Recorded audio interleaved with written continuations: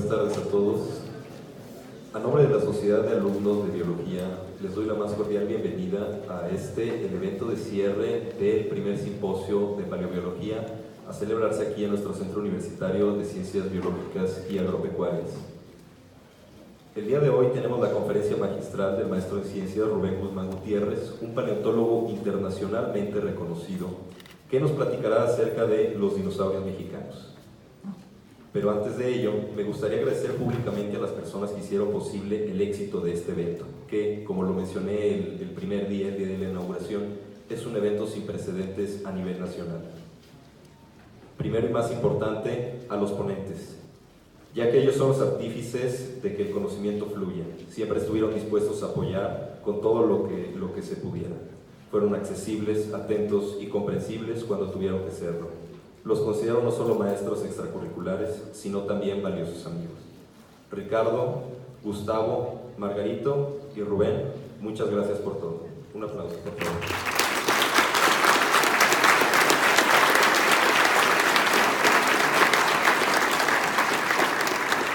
A la doctora Graciela Gudiño y a toda la División de Ciencias Biológicas, que brindaron mucho apoyo y fueron un pilar indispensable para que esto se lograra. A la directora del Museo de Paleontología de Guadalajara, Isabel Orendey, que estuvo atenta para colaborar con nosotros y a quien agradezco mucho el interés mostrado. A los compañeros del Comité de Biología, que estuvieron desde el primer momento apoyando y asistiendo con lo que se necesitaba, y con ellos surgió la idea de este evento, entonces agradezco enormemente. Y a los que sin ser del comité extendieron su mano para cubrir las necesidades que hicieran falta, y que incluso, sin ninguna obligación de hacerlo, se desvelaron para apoyar con todo lo que se necesitara. Y agradezco a todos y cada uno de ustedes aquí presentes, porque al final del día esto se planteó y pensó para el avance académico y cultural de los estudiantes del centro universitario y a todos los interesados, internos o externos. El hecho de que hoy estén aquí es el verdadero éxito de este evento. Entonces, muchas gracias. Pasamos a introducir al maestro José Rubén Guzmán Gutiérrez, que hoy cerrará el evento, como lo comenté al comienzo, con la conferencia magistral Dinosaurios Mexicanos. Guzmán Gutiérrez es licenciado en Biología por la Universidad Autónoma de Aguascalientes y maestro en Ciencias por la University of Wisconsin-Madison. Es miembro de la Society of Vertebrate Paleontology, la Sociedad Mexicana de Paleontología, del Seminario de Cultura Mexicana y de la Sociedad Aguascalentense de Historia, Geografía y Estadística, corresponsal de la Sociedad Mexicana de Geografía y Estadística. Fue jefe del Departamento de Paleontología del Gobierno del Estado de Aguascalientes de 2002 a 2011 y director de Medio Ambiente en el Ayuntamiento de El Llano en Aguascalientes de 2014 a 2016. Recibió el primer lugar del programa de estímulos a creadores de Conaculta en 2 ocasiones. Una por su trabajo sobre Osvaldo Musser y la paleontología de Aguascalientes en 2000 y sobre la megafauna del Pleistoceno en Aguascalientes en 2013. Ha participado en diversos congresos y simposios nacionales e internacionales en paleontología y cuenta con más de 50 publicaciones científicas de divulgación, libros y capítulos de libros sobre la materia. Ha sido reconocido en 3 ocasiones durante 2016 y 2017 por la National Geographic Society por sus aportaciones a la paleontología de dinosaurios. Y bueno, todo esto es solo un extracto de su gran trayectoria profesional. Sin más que agregar, cedo la palabra al paleontólogo Rubén Guzmán Gutiérrez para que nos ilustre con su ponencia, pero no sin antes entregar las constancias a quienes estuvieron participando durante las conferencias a lo largo del simposio, ¿no? Primero a Ricardo Aguilar Alonso por su participación como ponente en la charla de la importancia de la paleontología para entender la evolución biológica. Un aplauso, por favor.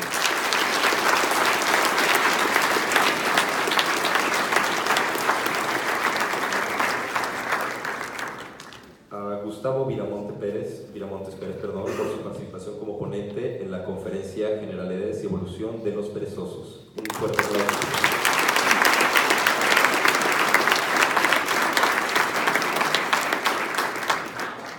Al maestro de ciencias Margarito Mora Núñez por su conferencia de apertura, Filogenia y el árbol de la vida. Un fuerte aplauso.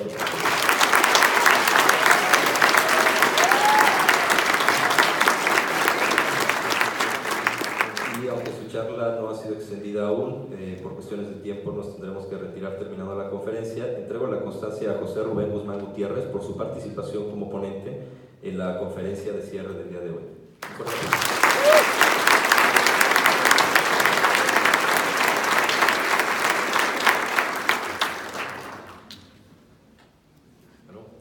Entonces, sin más que agregar, pues cedo la palabra al paleontólogo Rubén Guzmán Gutiérrez para que dé comienzo a esta conferencia de apertura de dinosaurios mexicanos. Recibámoslo con un fuerte aplauso nuevamente, por favor.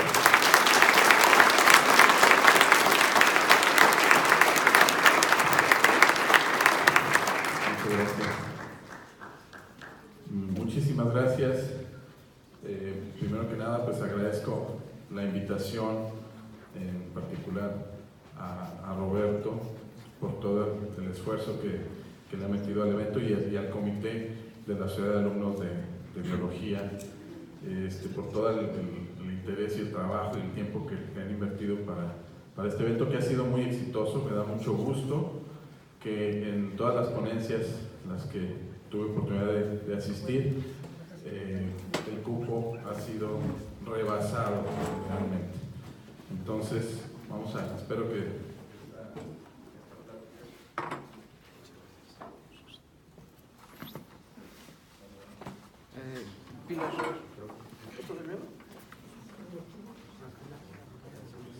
Espero que esta plática cubra las expectativas de todos ustedes. Muchísimas gracias. Y bueno, vamos a hablar de un tema que a mí en lo particular me apasiona, que son los dinosaurios. Yo creo que la mayoría de nosotros, hablando de todos los que estamos aquí, en algún momento de nuestras vidas nos entró la curiosidad por conocer acerca del pasado de la vida en nuestro planeta, particularmente por estos organismos tan curiosos que son los dinosaurios. Entonces, generalmente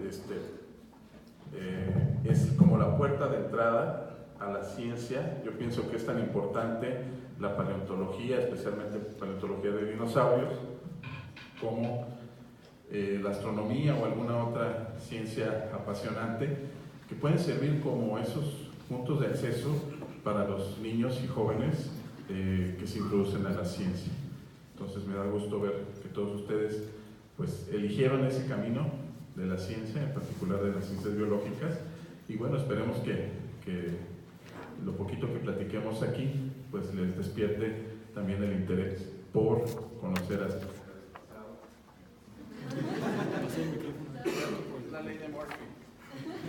acerca del pasado de nuestro planeta. Entonces, sin más, vamos a iniciar. Escogí esta ilustración que se me hace muy padre, que esta ilustración la realizó el ilustrador español Román García Mora. Y bueno, en ella se representa lo que es la fauna del Campaniano, del Cretácico tardío de Coahuila.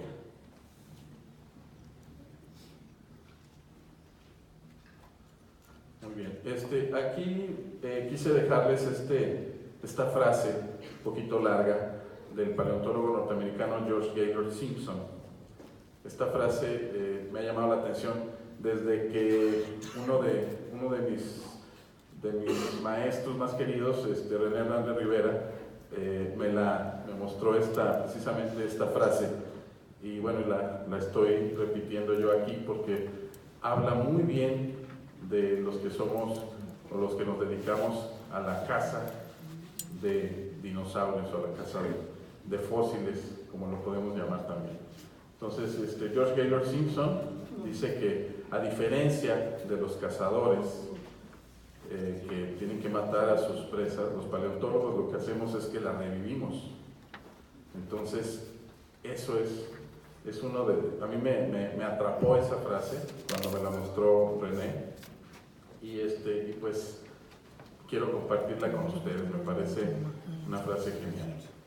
George Gaylord Simpson, pues uno de los paleontólogos norteamericanos más importantes del siglo XX, llegó a ser director del Museo Americano de Historia Natural, y bueno, como ya lo habíamos visto en la plática de Ricardo, nos hablaba de que él fue uno de los artífices de la teoría evolutiva, como se conoce ya en el siglo XX. Muy bien, pues les voy a mostrar estas 4 imágenes que ven ustedes ahí.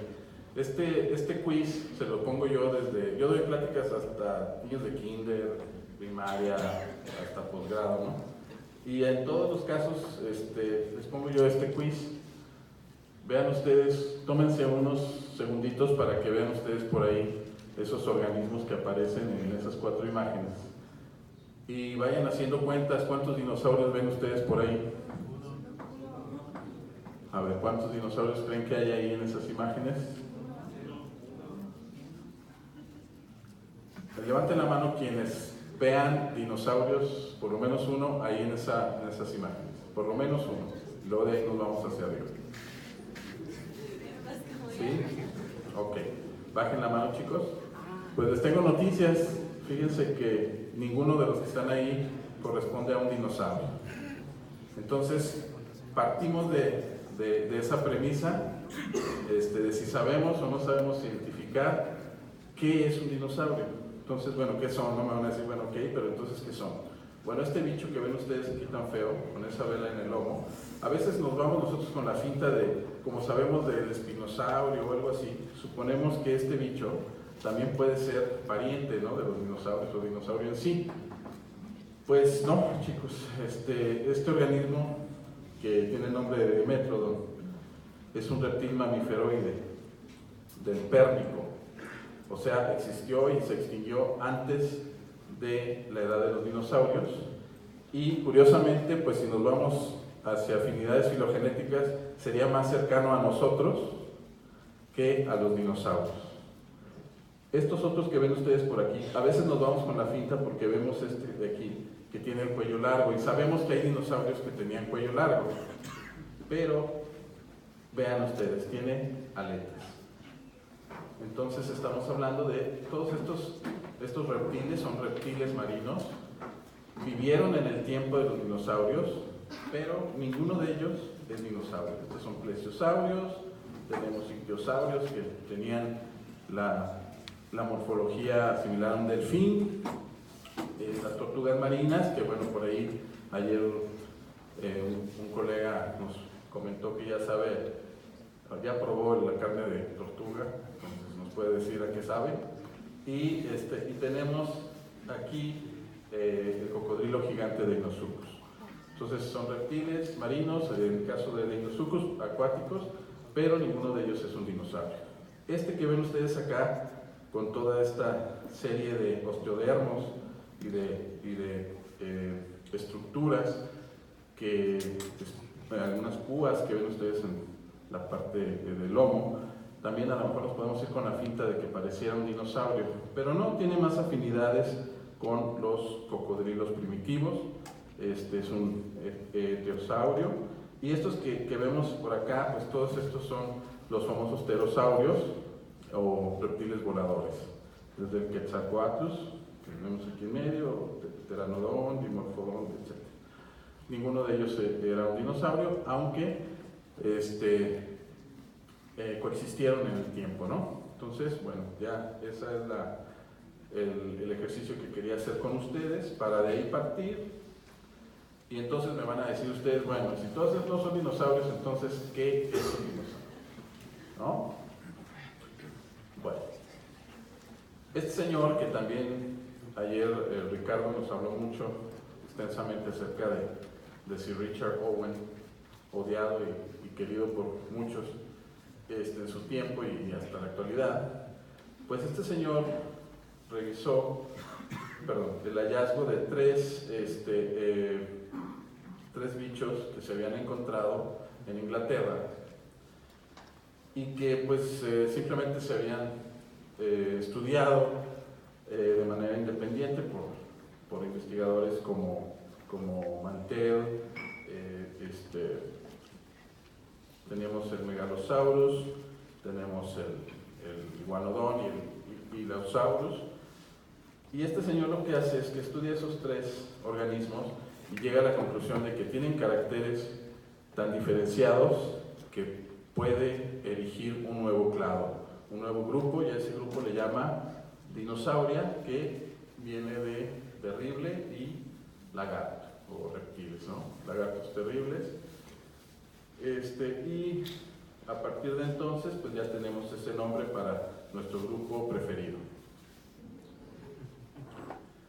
Ahora, posteriormente, otro paleontólogo inglés, Seeley, Harry Gobier Seeley, estudia los dinosaurios. Ya había más dinosaurios que se habían descubierto en varias partes del mundo, y se da cuenta que puede agruparlos en dos categorías: una que le llama Saurisquia, o dinosaurios con cadera tipo reptil, y Ornitisquia, que son los dinosaurios con cadera de tipo ave. La diferencia la pueden ver ustedes aquí en estos dos huesos, el isquion y el pubis, como está proyectado hacia adelante, en el caso del Saurisquia, y en el caso de Ornitisquia, como los dos están hacia atrás.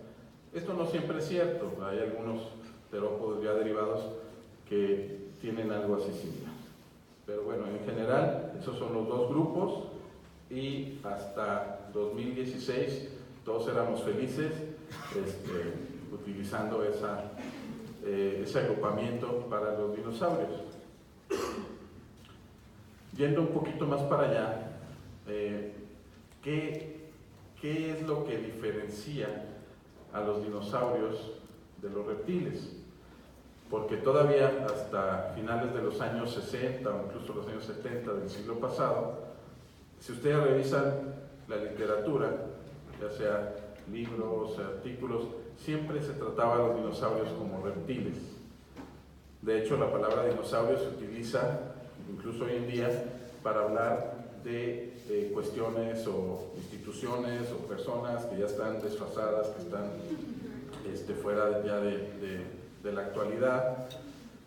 Pero realmente los dinosaurios fueron un grupo muy exitoso. Y ese grupo exitoso tiene varias características importantes que hay que señalar. Una de ellas es su forma de locomoción, muy diferente a la de los reptiles. Aquí en estos esquemas podemos ver la forma de locomoción de los reptiles en general, como sus extremidades están dirigidas hacia afuera del cuerpo. De hecho, de ahí viene el nombre de reptil. Reptil significa, o sea, la forma de locomoción es reptar, ¿sí? Reptan. ¿Eso qué significa? Que bueno, todos hemos visto una lagartija, un cocodrilo caminando, pues tienen un movimiento en el cual casi la panza les arrastra, ¿no? Y las patas hacia afuera del cuerpo. No pueden sostener una velocidad durante mucho tiempo, también por la cuestión de la temperatura del cuerpo, que dependen del medio ambiente. Y en el caso de los dinosaurios, sus patas están dirigidas hacia abajo, directamente abajo del cuerpo, algo similar a los mamíferos y, bueno, lógicamente a las aves, que son los dinosaurios que llegaron hasta nosotros. Entonces, esos son caracteres importantes que hay que tomar en cuenta para diferenciar los reptiles de los dinosaurios y dejar de llamarles reptiles a los dinosaurios. Hay otras características que comparten ciertos dinosaurios, por ejemplo, los terópodos que tenían las cabezas enormes, como este Tyrannosaurus rex, pues requerían de tener sacos aéreos, espacios dentro del cráneo que les aligeraran ese peso, ¿no? Algo similar, por ejemplo, a lo que tienen los cráneos de los proboscidios, que están llenos de espacios huecos, espacios con aire, para que no sea tan pesado el cráneo, ¿no? Y también, bueno, otros de esos huecos sirven para fijar los músculos que les dan movilidad y fuerza, por ejemplo, en este caso, pues a las mandíbulas de este tiranosaurio. Bueno, hay otros caracteres derivados de los dinosaurios que los podemos ver por aquí. Hay una serie de características que nos ayudan a separar definitivamente lo que son reptiles y lo que son dinosaurios. Y bueno, en 2017, un paleontólogo inglés de apellido Barron, su equipo de trabajo, llegaron a un análisis clarístico que que hacen de la filogenia de los dinosaurios y llegan a la conclusión, este es nuestra filogenia clásica, en la cual tenemos los saurisquios, tenemos los ornitisquios y tenemos dentro de los saurisquios o cadera de reptil, pues tenemos estos dos grupos, los terópodos y los saurópodos, que son todos estos de cuello largo. Después del análisis que hace Baron y colaboradores en 2017, llegan a la conclusión de que hay suficientes elementos como para crear este grupo llamado Ornitocélida, que de hecho Seeley lo propone desde finales del siglo XIX, y dentro de Ornitocélida agrupa terópoda y ornitisquia, que acá, si se fijan ustedes, estaban completamente separados, y separa de lo que era originalmente saurisquia, separa a los saurópodos. Bueno, esto está todavía lógicamente en el terreno de la discusión científica. Hay algunos paleontólogos que están a favor de este análisis, y hay otros que todavía son más conservadores, y bueno, esto en poco tiempo se va a resolver. Ahora, ¿cómo sabemos que existieron los dinosaurios? A lo mejor es una pregunta que puede sonar muy básica, pero así como ayer Ricardo nos comentaba acerca de las personas que traen esa moda, por así decirlo, de los antivacunas, que decimos, oye, no es posible que en pleno siglo XXI, bueno, pues también hay grupos fundamentalistas religiosos que dicen que nosotros inventamos todo esto, que los dinosaurios no es cierto que existieron. Entonces, pues sí, la pregunta sí es pertinente. Pues sabemos que existieron los dinosaurios porque tenemos varios elementos que llamamos nosotros fósiles, que son los vestigios que nos dejaron estos organismos del pasado, y que no solamente son partes del esqueleto, no solamente son sus huesos, generalmente es lo que pensamos, ¿no? Hablamos de fósiles y nos viene a la mente los huesos, pero tenemos también otras evidencias que llamamos indirectas, como pueden ser las huellas, que más adelante vamos a ver. Voy a hablar de dos localidades en Coahuila con ignitas o huellas de dinosaurio. Las huellas nos sirven para conocer mucha información de cuando los dinosaurios estaban vivos, porque si estudiamos los esqueletos, pues vamos a obtener información de un animal que ya murió, pero en cambio, tanto las huellas como los coprolitos, que son las heces fosilizadas, la popó del dinosaurio, pues esto nos habla podemos disgregar o hacer láminas delgadas de los coprolitos, y podemos estudiar qué inclusiones tienen y saber la dieta de esos dinosaurios. En este caso, los nidos, donde podemos ver cómo ovipositaban estos dinosaurios. También los huevos tienen una morfología muy característica dependiendo de los diversos grupos. Por ejemplo, saurópodos y hadrosaurios son como pelotas, son esféricos. Los de los terópodos son alargados, etc. Y en el caso de las impresiones de piel, en casos muy, muy específicos, y bueno, aquí en México tenemos varios ejemplos, se han encontrado las impresiones de la piel de los dinosaurios. En otros casos hay momificación, o sea, se ha pegado la piel a los huesos, y también de esa forma sabemos cómo era la estructura externa de la piel de algunos dinosaurios. Entonces, todo esto, evidencias directas o indirectas, nos hablan de la biología y nos hablan de la morfología de estos organismos.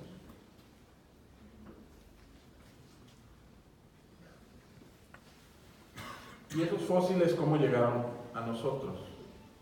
Pues existe todo el proceso tafonómico llamado fosilización, que comienza cuando el organismo muere. El organismo muere, y generalmente la condición para que llegue a nosotros o llegue a fosilizarse un organismo, cualquiera que sea, es que haya un enterramiento rápido. Y ese enterramiento rápido se da generalmente en presencia del agua. O sea, por ejemplo, si un animal muere y hay una avenida de de un arroyo, de un río, lo arrastra y lo va a depositar en algún otro punto.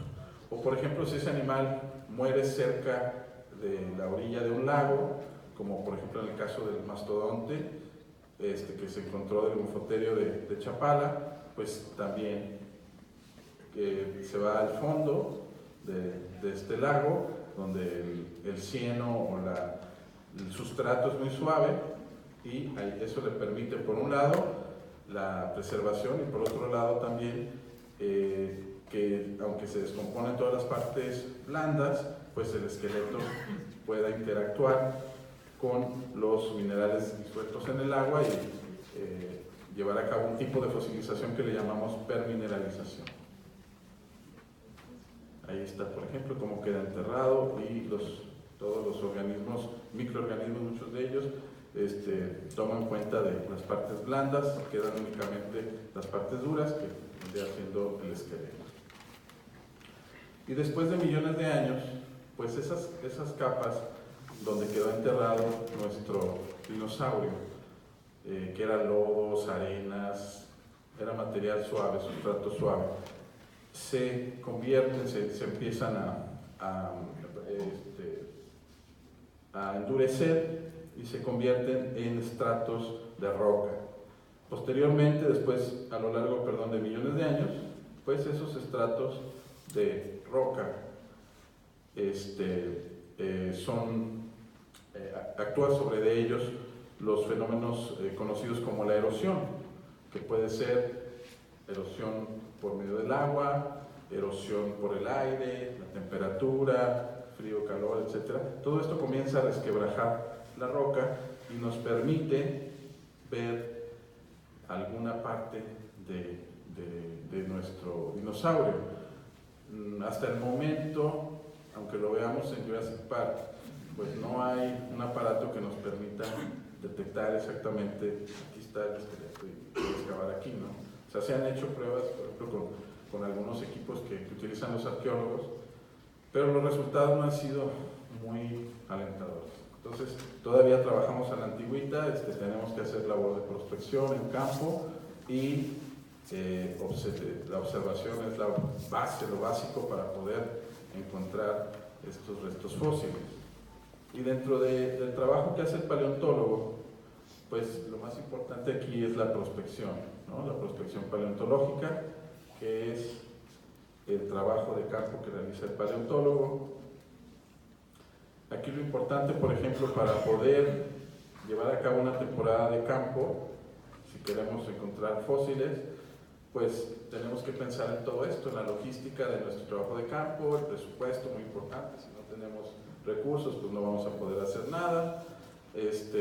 Cuántos días vamos a estar, quiénes van a ir, todo el equipo, el transporte, comida, o sea, todo eso se tiene que conseguir, se tiene que planificar previo a una temporada de campo. No crean que simplemente decimos, pues como que se me antoja el día de hoy encontrar un dinosaurio, ¿no? Y pues vamos a ver. Y bueno, algo muy importante también, aunque parece algo lógico, algo básico, pues tenemos que decidir qué queremos encontrar, porque si me quiero encontrar un Gonfoterio, pues no voy a ir a los lugares donde hay dinosaurios, ¿verdad? O viceversa, si quiero encontrarme un dinosaurio, pues no lo voy a buscar en rocas del Pleistoceno, donde yo sé que no lo voy a encontrar. Y bueno, ¿dónde vamos a ir?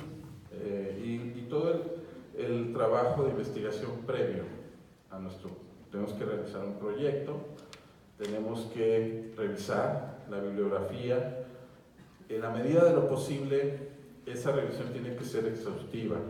Hay muchos colegas que dicen, no, yo nada más del 2000 y tanto para acá, y lo anterior yo no lo reviso. Y muchas veces en artículos o incluso en libros del siglo XIX o del principio del siglo XX encontramos joyas, encontramos información muy valiosa, que si podemos rastrear esos sitios, vamos a dar con lugares bien importantes. Entonces, bueno, hay literatura científica dedicada a la paleontología, la revista básica para nosotros, los paleontólogos de vertebrados, es el Journal of Vertebrate Paleontology, que es el que publica la Sociedad de Paleontología de Vertebrados de los Estados Unidos, pero pues hay muchísimas revistas. Eso complica la revisión bibliográfica porque cada vez hay más bibliografía, cada vez hay más revistas y muchas de esas revistas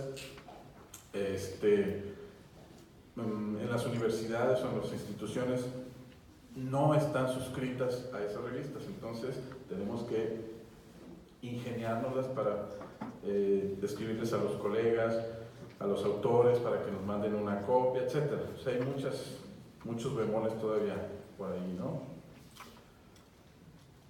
Otra cosa que tenemos nosotros que estudiar son las cartas geológicas, que originalmente las producía el INEGI y ahora el Servicio Geológico Mexicano. Entonces, pues hay unos 50,000, de algunas zonas hay unos 50,000, de otras hay unos 250,000.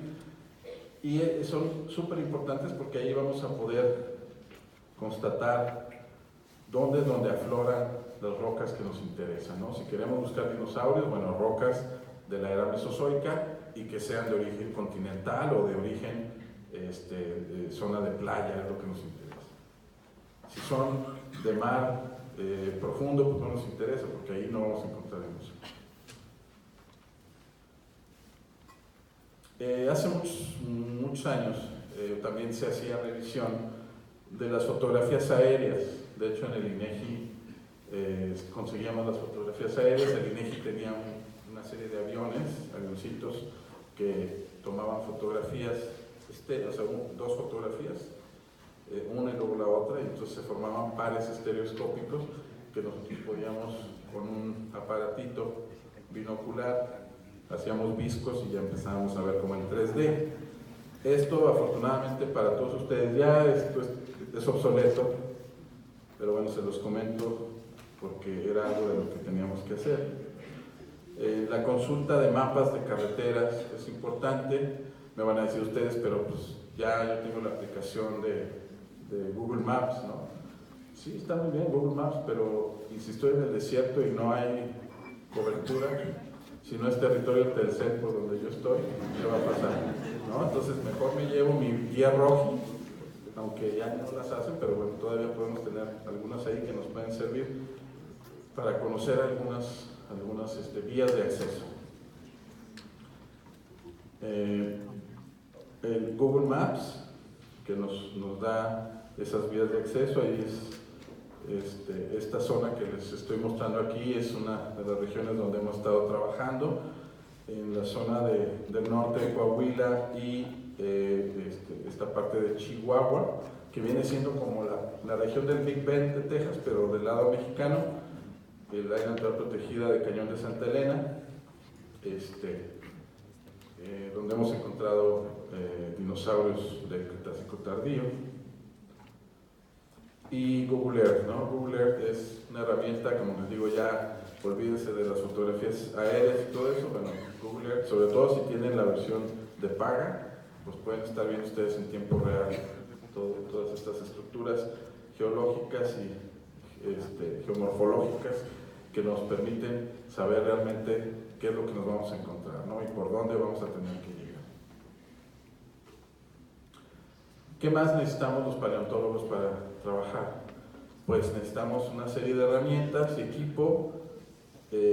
Nosotros, los paleontólogos, utilizamos herramientas que son de otras áreas, por ejemplo el martillo de geólogo, o cosas que incluso nos robamos de la casa, ¿no? Como los cepillos de dientes, picayelos,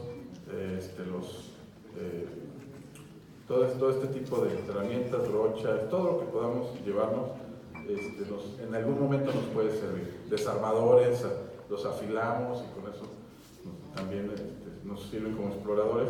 Las curetas que usan los dentistas, o sea, todo ese material nosotros le damos buen uso en campo. Y bueno, tenemos que llevar también material de sustancias consolidantes para aplicarles a los fósiles en caso de que estos estén muy frágiles. Hacemos alguna preparación muy sencilla en campo, de manera de que no se vayan a deteriorar en el camino al laboratorio o al museo. Posteriormente, bueno, ya el preparador deshace toda la melcocha que hicimos en campo y ya lo trabaja bien, ¿no? Bueno, también necesitamos GPS, que también es una maravilla, porque en mis tiempos no había esto. Con esto podemos nosotros geoposicionar nuestros hallazgos, podemos incluso hacer pues todo el recorrido, dejarlo grabado y así ya podemos regresar el año siguiente sin tener de que por dónde me metí, híjole, pues era por aquí, por acá, ¿no? Anteriormente, miren, esa joyita es la que teníamos que aprender a usar, la brújula Brunton, que bueno, muchas personas a lo mejor todavía lo utilizan. Aquí están las cartas topográficas también, y ese tipo de carpetas metálicas son importantes. Ahí podemos guardar todos los mapas y no se nos van a deteriorar al estar trabajando en campo.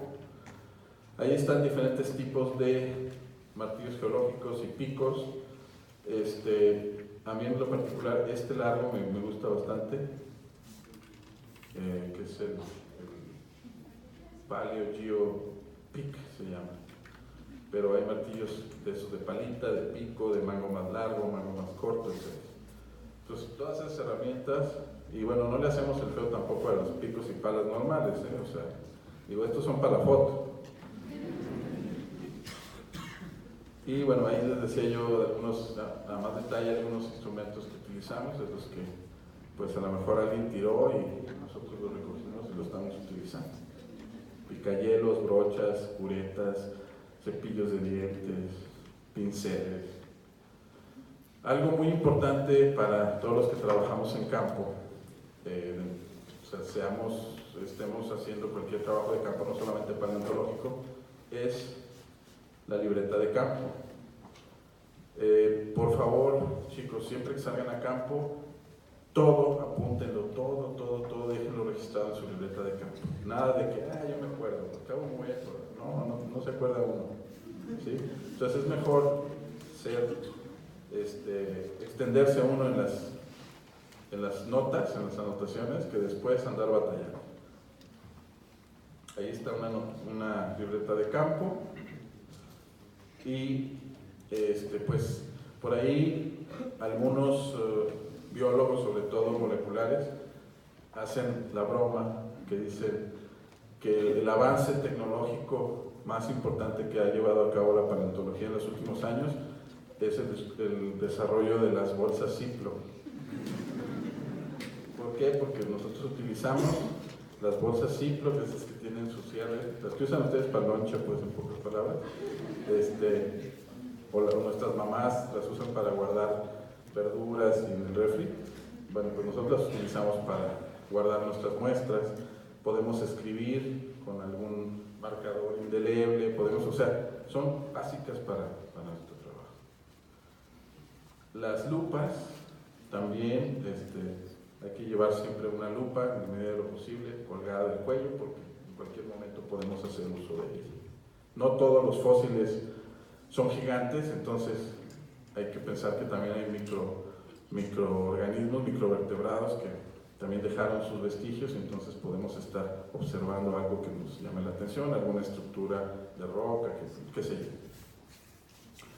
Y pues miren, otro de los materiales más usados en paleontología, básicos porque son multifuncionales, pues es el papel higiénico. Ahora sí que es como la American Express, no salga sin ella. ¿Por qué? Bueno, vamos a ver un poquito más adelante para qué utilizamos nosotros el papel higiénico. Por lo pronto les puedo comentar que cuando estamos colectando fósiles flotados de los que nos encontramos en campos sin relación aparente con el contexto, a lo mejor algunos de ellos los vamos a querer conservar, simplemente los envolvemos en papel, los metemos en la bolsa Ziploc, le ponemos algún detalle y los geoposicionamos, ¿no? Y bueno, pues ahí está, esta es una exposición en un museo donde están varios de estos materiales que les había platicado. Por ahí van a ver cosas extras, como por ejemplo esto, no crean que es una basinica, se utiliza para preparar el yeso, es una palangana. Ahorita vamos a ver esos detalles. Y bueno, esta cámara ya no sé de qué siglo sea, pero ahora con los teléfonos tenemos posibilidad de todos tomar fotografías, no hay problema. Pero si llevamos una cámara profesional, pues es mejor. Podemos tomar video, etc. Ahora, ¿dónde es donde buscamos los fósiles? Como les decía, no salgo simplemente aquí afuera y digo, bueno, pues allá en aquel cerrito, ¿no? Me voy a poner eso. Hay un dicho en inglés que dice, the badlands are the good lands for paleontologists. ¿Eso qué significa? Que las tierras malas, o sea, las tierras yermas, sin vegetación, desérticas, son las tierras buenas para los paleontólogos. O sea, ¿por qué creen que nosotros buscamos ir a esos lugares? No porque nos guste la mala vida, bueno, algunos sí, pero porque aquí ¿qué podemos ver de manera evidente? Los estratos geológicos, que de otra manera, si vamos a una selva, si vamos a un bosque, pues aunque estuvieran ahí fósiles enterrados, no vamos a llegar a ellos porque pues hay vegetación, hay una capa de suelos, etc. No podemos llegar a ellos. No sé cómo trabajan los colegas de Chiapas, la verdad, porque sí encuentran fósiles. Para los cortes de las carreteras. Miren, vean por ejemplo, esos son los sitios que nosotros buscamos. Y bueno, este es el mapa geológico esquemático de Coahuila. Todo lo que ven ustedes de color verde oscuro corresponde al Cretácico tardío, continental, o sea, a la edad de los dinosaurios. Entonces, ¿por qué creen ustedes que Coahuila es uno de los estados donde se han hecho muchos hallazgos paleontológicos? Porque las rocas afloran, las rocas precisamente las que necesitamos nosotros para descubrir estos fósiles. Esta es una columna estratigráfica del grupo Difunta, que es donde encontramos esta formación llamada Formación Cerro del Pueblo, que son capas terrestres color rojo, donde encontramos la mayor parte de los fósiles de dinosaurio en la región sur de Coahuila.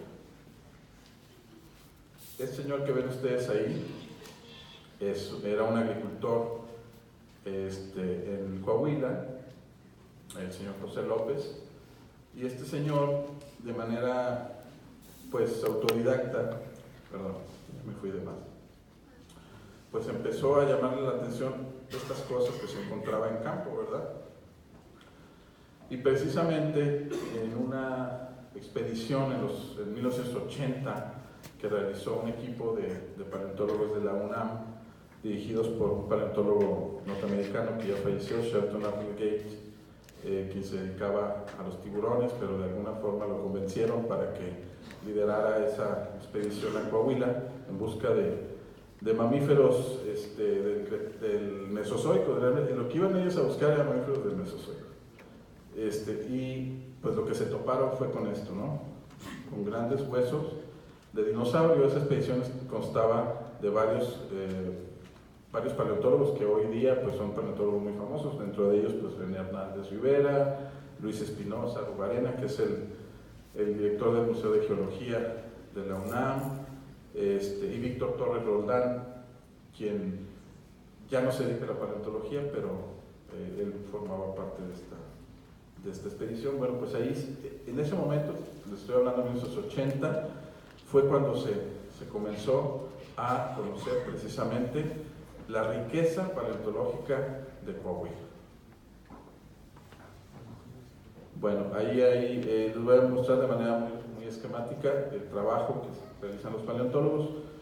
Ahí se está desbastando parte de la roca y miren lo que está aquí. O sea, en algunos casos se utilizan o se tienen que utilizar trascabos o maquinaria pesada para poder llegar a las capas que nos interesa a nosotros trabajar. Si queremos desbastar todo este cerrito para llegar aquí, pues ahí nos haya de aquí a 10 años, ¿no? En cambio, con la maquinaria se puede hacer siempre y cuando se tenga cuidado. Ya cuando se llega al nivel donde están los fósiles apareciendo, si se trata de más de un fósil o si esos fósiles, esos elementos esqueléticos están articulados, lo que tenemos que hacer nosotros, ¿qué es? tenemos que tirar una retícula, como ven ustedes aquí. Esa retícula generalmente la hacemos de 1 metro cuadrado cada cuadrante, y entonces mapeamos cada uno de los fósiles antes de levantarlos, de manera de que en el laboratorio ya vamos a poder nosotros saber en qué posición estaban en el campo, y entonces se pueden volver a armar en el caso de que estén articulados esos elementos. Y en el caso de que no vean, por ejemplo, en esa fotografía, ese es o era más bien, una defensa de un proboscideo que afloró en un arroyito. Pues el agua lo dejó al descubierto, pero también, si se fijan ustedes, lo dejó en un estado de deterioro que sería muy, muy difícil extraerlo. ¿Qué hacemos en ese caso? ¿Lo dejamos ahí? ¿Qué creen ustedes? ¿Le echamos tierrita como alguien, una persona, una paleontóloga muy famosa me dijo a mí? No, te encuentras algo de mamut y échale tierrita encima, como que no lo viste, porque es mucho trabajo el que se involucra en el rescate de proboscideos. Aquí Ricardo nos puede platicar, por ejemplo. Bueno, les voy a presentar una serie de fotografías que tienen que ver con el rescate de dinosaurios en Baja California hace muchos años, por una expedición de la National Geographic Society y el Museo de Historia Natural de Los Ángeles. Esta persona que ven ustedes ahí se llamaba Harley Garbani. Él era un técnico del Museo de Historia Natural de Los Ángeles, y él participó en muchas expediciones. Posteriormente él estuvo mucho tiempo en México, precisamente después estuvo trabajando con paleontólogos de la UNAM. Entonces, bueno, ahí está, se hace un hallazgo, y posteriormente al hallazgo, ¿qué es lo que tenemos que hacer? Tenemos que empezar a limpiar porque si queremos levantar ese fósil que ven ustedes ahí, tenemos que empezar a limpiar la zona, tenemos que dejarlo sobre un pedestal, o sea, dejarlo más alto pues que la superficie original donde lo encontramos, y luego vamos a comenzar a hacer un trabajo que le llamamos la elaboración de un jacket o de una férula. Todos sabemos, si no nos ha pasado directamente, bueno, conocemos a alguien que ha tenido que ir con un médico porque trae un brazo roto, una pierna rota, y entonces el médico elabora lo que conocemos como una férula, ¿verdad? Con vendajes, con yeso. Bueno, algo similar hacemos nosotros, solo que en lugar de vendajes, ahorita les voy a decir qué es lo que usamos costales de yute. Costales, los que podemos conseguir en la central de abastos, los mercados, esos son valiosísimos, porque cada vez es más difícil conseguirlos, porque la mayoría de los costales hoy en día son de plástico. Entonces conseguimos los de yute, los cortamos, hacemos tiras, y esas tiras van a ser las vendas, los vendajes. Y luego nos ponemos pero bueno, los vendajes con yeso no podemos aplicarlos directamente sobre los fósiles porque lo estaríamos deteriorando. Tenemos que crear una capa separadora. Esa capa separadora generalmente utilizamos, lo que les había dicho, papel higiénico, ¿sale? Papel higiénico mojado, papel toalla mojado. Hay quien utiliza, los gringos sobre todo, papel aluminio. A mí no me gusta, o sea, se me hace muy difícil la adherencia del yeso con el aluminio, pero los gringos así lo hacen. Yo prefiero, como les digo, papel o papel toalla. Hay quien ha usado hasta papel periódico, pero el problema es que como tiene pigmentos, y luego después se adhiere demasiado al hueso. Entonces mojamos el papel y entonces empezamos a crear esa película separadora sobre el hueso. Miren, y luego lo que vamos a hacer pues tenemos que hacer el yeso, ¿verdad? Tenemos ¿cómo hacemos el yeso? ¿Cómo se hace el yeso? A ver, ¿quién me dice? ¿Cómo se prepara el yeso para cuando queremos hacer una preparación sencilla en nuestra casa? Primero pongo el yeso y le agrego el agua. Eso se va a hacer grumos, compadre. Por eso les digo, fíjense, por eso les preguntaba, Porque si no sabemos cómo hacer el yeso, vamos a hacer una melcocha ahí que no va a servir para nada y se nos va a secar.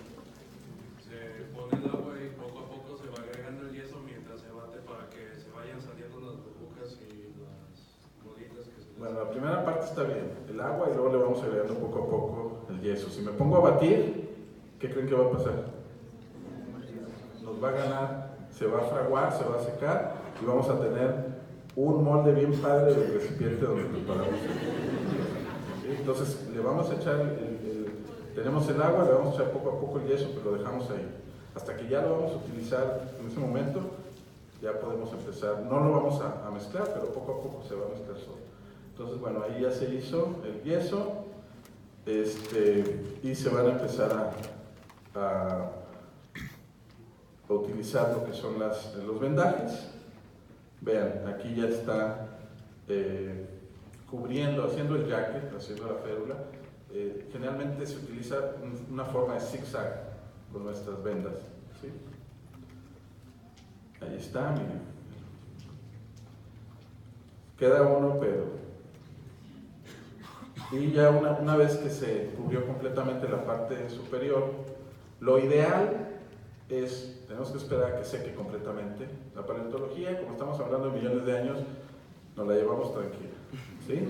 Si queremos hacer las cosas rápido, eso no va a funcionar, vamos a destruir el fósil, ¿sí? Entonces tenemos que esperar a que frague completamente el yeso antes de aventurarnos a voltear nuestro jacket.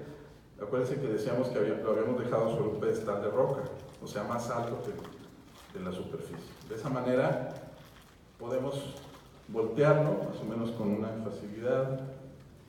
Ahí lo voltea ya. Y generalmente del otro lado también se cubre el jacket. No toda la gente lo hace. Hay quien simplemente ya está así, vámonos a la camioneta, compadre. ¿Sí? Ya lo subimos. Pero lo ideal sería que lo cubriéramos por ambos lados, incluso, por seguridad del mismo jacket, y aparte porque podemos agregarle esto que está haciendo este señor. Le está agregando algunas tablas o pedazos de palo que se encontró por ahí, maderas, que nos puede servir para, como si fuera una camilla, poderlo transportar. Porque imagínense lo que pesa el hueso fosilizado, ¿no? Permineralizado, más lo que tenga de roca, adherido, más el yeso que ya le pusiste. Entonces estamos hablando de que un jacket más o menos de esas dimensiones pues puede pesar más de 100 kilos. Entonces necesitamos llevarlo entre varios. Y aparte la camioneta no siempre vamos a poderla dejar ahí, ¿no? A la orillita donde lo encontramos. O sea, ¿cuántos kilómetros a veces tiene uno, o que subir un arroyo para llegar a donde dejamos el vehículo, ¿no? Los gringos tienen dinero, tienen helicópteros, lo levantan y vámonos, ¿no? Pero bueno, eso es en el mundo ideal. Y ahí está el hallazgo. Bueno, miren, esos son algunos jackets, algunas férulas con vértebras de hadrosaurio, vértebras de dinosaurios. Si se fijan ahí nada más se hizo la primera parte del trabajo y ya con eso se trasladaron al laboratorio. Ahora, ¿cuándo vivieron estos animales? ¿Cuándo existieron este grupo de organismos? Específicamente nos interesa lo que es la era mesozoica. Ustedes saben que la historia de la Tierra se ha dividido en eones, eras, periodos, épocas, etc. Lo que nos interesa en este caso es la era mesozoica, y los dinosaurios aparecen más o menos a mediados del Triásico. Si se fijan ustedes, es importante que veamos cómo estaba la paleogeografía de nuestro planeta en diferentes momentos. Ustedes saben que por la deriva continental, por la tectónica de placas, pues los continentes han estado en movimiento a lo largo de la historia de la Tierra, y en este momento del Triásico existía lo que se conoció como Pangea II, que era un momento en el que todos los continentes estuvieron de alguna forma unidos. Entonces las temperaturas pues eran más o menos similares en todo lo que era Pangea. Y en el Jurásico, que es cuando comienza el florecimiento de los dinosaurios, tenemos el rompimiento de la Pangea y la creación de dos supercontinentes, uno norteño, que se le conoce como la Eurasia, y uno sureño, que sería Gondwana, que estuvieron separados durante millones de años y que precisamente se derivaron grupos de dinosaurios completamente diferentes en cada uno de esos continentes. México pues estaría ubicado en la Eurasia. Y ya en el Cretácico pues hubo otro reacomodo de los continentes, mediante los cuales, por ejemplo, pudo haber paso de dinosaurios que vivían en lo que hoy es Asia, Mongolia sobre todo, China, hacia lo que hoy es Norteamérica. Bueno, ahora, ¿dónde es donde hemos encontrado restos de dinosaurios en nuestro país? Ok, ahí donde se detengan los cráneos, ahí son sitios donde se han encontrado restos de dinosaurios. No son los únicos sitios, pero digamos que son los más importantes. Tenemos los estados de Baja California, Sonora, Chihuahua, Coahuila, Tamaulipas, Michoacán y Puebla. ¿Sí? Por ahí hay algún registro de Chiapas, que es muy reciente y que como está basado en un solo dientito, yo como que mejor soy prudente. Bueno, ahí están los grupos de dinosaurios que podemos encontrar en México. Tenemos, pues, vean ustedes, tenemos terópodos, tiranosáuridos, tenemos titanosáuridos de estos de cuello largo, anquilosáuridos, tenemos ceratópsidos, heterodontosáuridos, hadrosáuridos sobre todo, que por ahí René Hernández dice que eran las vacas del Cretácico, porque en todos lados había. Y bueno, ahí para que, y aparte, bueno, pues están restos directos y los restos indirectos que serían las ignitas o las huellas, ¿no? En este mapa, este es un póster de National Geographic, y bueno, pues tengo que hacer el comercial.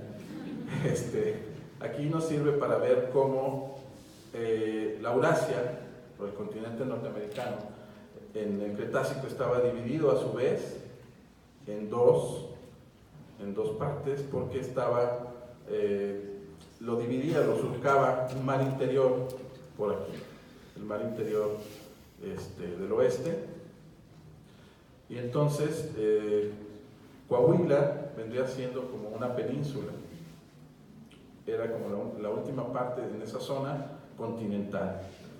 Y tenemos por ahí una hipótesis de que en esa región de Coahuila hubo como una especie de insularización de los dinosaurios, porque tenemos dinosaurios muy pequeños, a diferencia de los que podemos encontrar más hacia el norte o en otras regiones incluso de México. Pero bueno, eso lo vamos a ver después. Ese es otro mapa que no me gusta mucho porque aquí se ve nomás como un chorizo y no habla de lo que veíamos, de cómo estaba dividido en dos el continente. Bueno, ahora vamos a ver de manera muy rápida una cuestión histórica. ¿Quién fue el primer personaje que reconoció restos de dinosaurios que se encontró en México?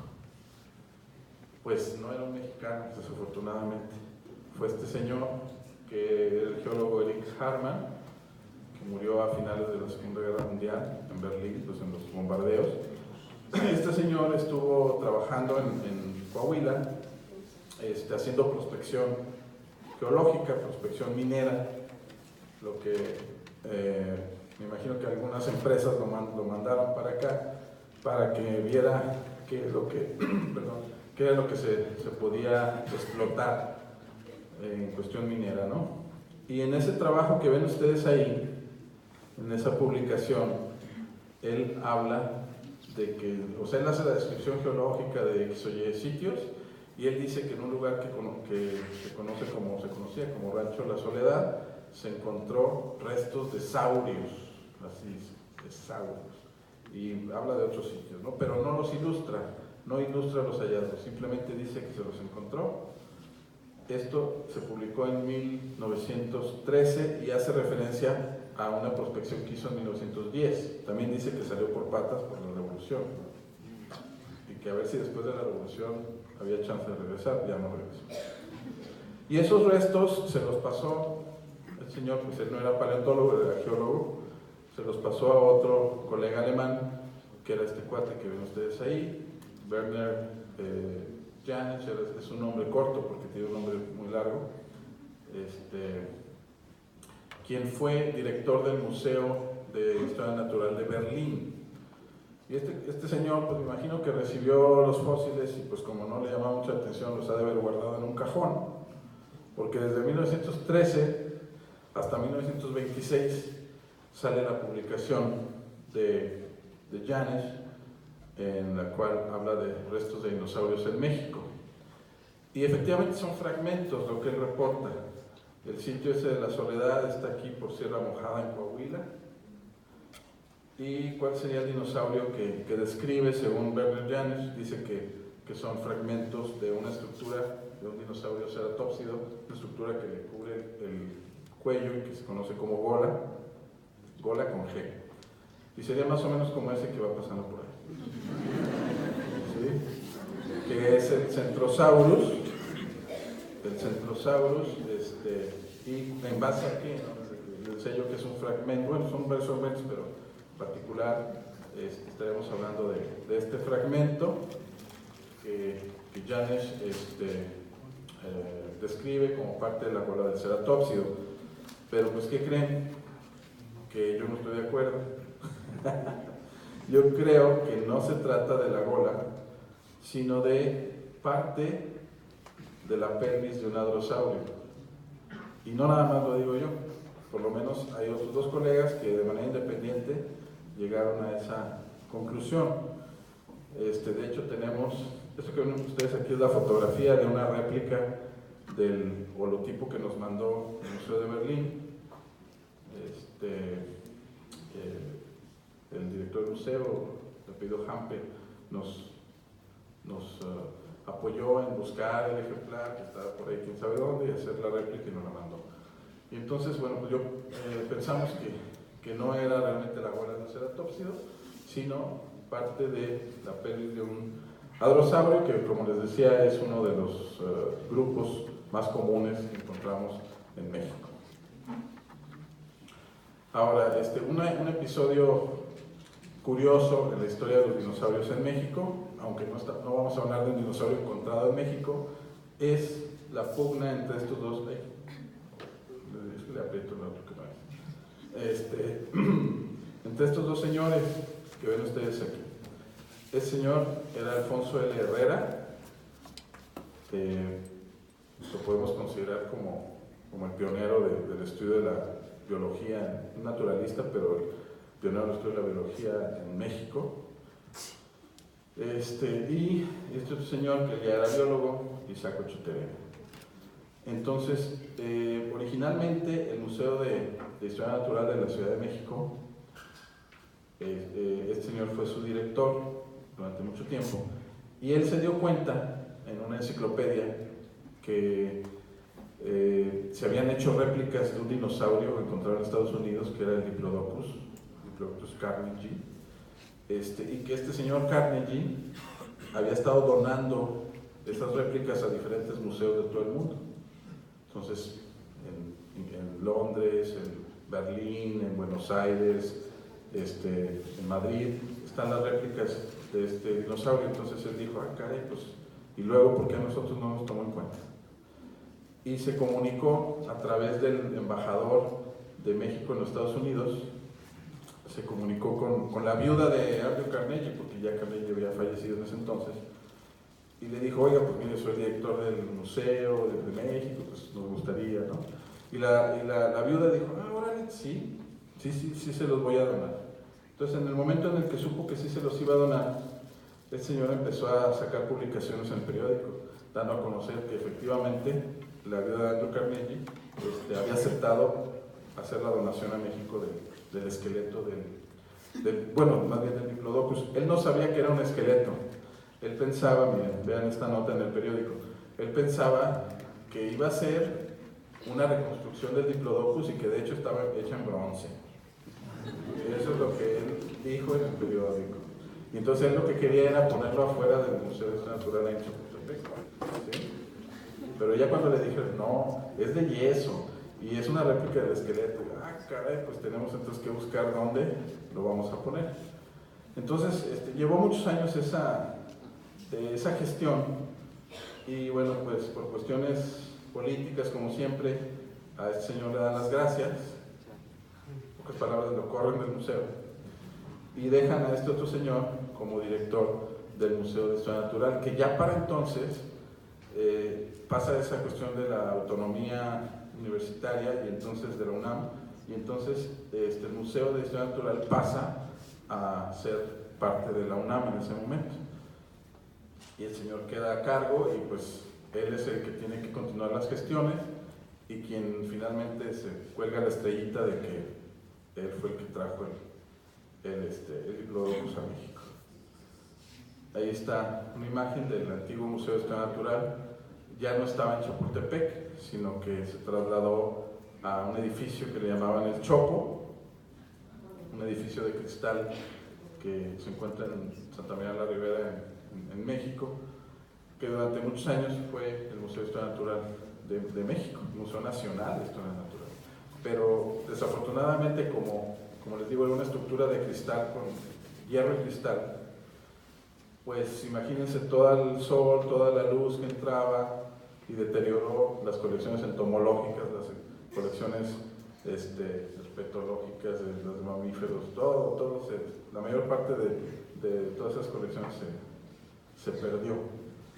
Y en los años, más o menos finales de los años 60, de plano estaba abandonado el museo. Y entonces se hizo un esfuerzo de parte de lo que era en aquel entonces el Departamento del Distrito Federal, para rescatar por lo menos algunas de las cosas que estaban en el museo, dentro de ellas el esqueleto del Diplodocus, y se trasladó a las nuevas instalaciones del Museo de Historia Natural, que están en Chapultepec. De hecho, miren, ahí está otra fotografía, y esta es la placa conmemorativa de cuando se develó el dinosaurio, ¿no? En 1928. Y bueno, los últimos trabajos que se han hecho con este dinosaurio es que, al igual que en muchas partes del mundo donde se obsequió el dinosaurio, pues estaba en esta pose, ¿sí? Estaba en esta pose de reptil. Miren, hasta mandaron a hacer esta mesita especial para la cola. Entonces, pero realmente las vértebras estaban dislocadas, o sea, no podía tener esa posición. Y entonces, en muchas partes del mundo han tenido recursos y se desmontan estos esqueletos y se han vuelto a montar. Aquí en México ya se hizo también. Ricardo Servín, que es un paleontólogo también de la UNAM, él se encargó del proyecto y puso en su lugar, ahora sí, al esqueleto del Diplodocus. Bueno, vamos a hablar, déjenme ver cómo andamos de tiempo. Vamos a hablar de los dinosaurios, mexicanos, ahora sí, ¿no? Vamos a ir viendo algunos de los dinosaurios más importantes que se han descrito para México. Voy a hablar nada más de los que tienen, por ejemplo, que se han sido descritos como nuevos taxones, ¿sale? Porque puede haber registros de X o Y, pero en este caso de los que han sido más importantes a mi criterio. Bueno, tenemos el Heterodontosaurus, que es y el Celophysis, que es que se han encontrado sus restos vendría siendo la fauna de dinosaurios más antigua para México, es el Jurásico medio, del cañón de Huizache, cerca de Ciudad Victoria, Tamaulipas. Entonces, esta zona, desafortunadamente, actualmente está muy difícil trabajar ahí, pero bueno, en los años 80, 90, un equipo de paleontólogos de la UNAM y David Fastovsky no me acuerdo de qué universidad americano, estuvieron trabajando ahí y encontraron pues, restos de dinosaurios. Esta reconstrucción que ven ustedes aquí tan colorida es una reconstrucción del paleoartista méxico-cubano Luis Rey, quien ha estado muy interesado precisamente en hacer las reconstrucciones de los nuevos taxa que se han encontrado en México, ¿no? Y él, bueno, es muy famoso a nivel mundial, vean ustedes los colores, es muy colorido, ¿no? En sus reconstrucciones, los colores que utiliza y todo esto, plumajes, porque él estudia mucho las aves actuales y en base a coloridos de las aves se las asigna a los dinosaurios. Otro dinosaurio que también se encontró como parte de la fauna de Cañón de Huizachal, el Jurásico, es este terópodo, que es el Ceratosaurus. Ceratosaurus es un terópodo no muy grande, con su característica principal, pues ven ustedes estas ornamentaciones como cuernitos. Entonces, esos serían los más antiguos para México. Posteriormente, bueno, pues tenemos registros, como les decía yo, el Museo de Historia Natural de Los Ángeles, a través del paleontólogo William Morris, hizo muchas temporadas de campo en Baja California, por la cercanía de Los Ángeles con el estado de California, y encontró una fauna muy variada, muy interesante, pero no todo se ha publicado. Entonces, ahí por ejemplo tenemos que viene siendo un hadrosaurio gigante, muy interesante por estas proyecciones que tienen las vértebras, lo cual hace muy alta su cola, vean. Y por eso originalmente Morris lo describe con duda como perteneciente al género Lambeosaurus. Posteriormente se hace por parte de Albert Prieto Márquez, se hace un estudio y lo describe como Magnapauria laticados, o sea, un género nuevo de dinosaurios para México, dinosaurios gigantes. Este es el famoso Lavocania anómala. A lo mejor ustedes han escuchado acerca de Lavocania, que es un terópodo anómalo, precisamente por eso lo de Lavocania. Lavocania porque se encontró en la formación Lavocana Roja, Baja California. Lo describen en los años 70, en 1974, pero el material, vean ustedes, o sea, realmente el material está muy deteriorado, está en malas condiciones, y por esa razón no se ha podido solventar las afinidades que tiene este terópodo, ¿sí? Entonces, pues sabemos que de unos años para acá han estado trabajando en esas áreas, en esas zonas de Rosario, Baja California, equipos de la UNAM otra vez. Entonces esperemos que pronto tengamos material en mejores condiciones para saber realmente las afinidades filogenéticas de la Lavocania. Hasta el momento, bueno, pues simplemente se piensa que puede ser un tiranosaurio. Por ahí hay alguien que incluso por ahí dijo que podía ser un terópodo de afinidades sudamericanas, pero bueno, todo eso está abierto a discusión hasta que encontremos material diagnóstico más completo. Y bueno, vamos a pasarnos ahora a lo que es el estado de Michoacán, en la Barranca de los Bonetes, donde Moluc Benamí, René Hernández y Ángel Alejandro Ramírez publican este registro de un dinosaurio también del grupo de los hadrosaurios o pico de pato, que se le pone el nombre de Huehuecanautlus chiquensis. ¿Eso qué significa? Pato del agua de Tichiqueo, Michoacán. ¿Sí?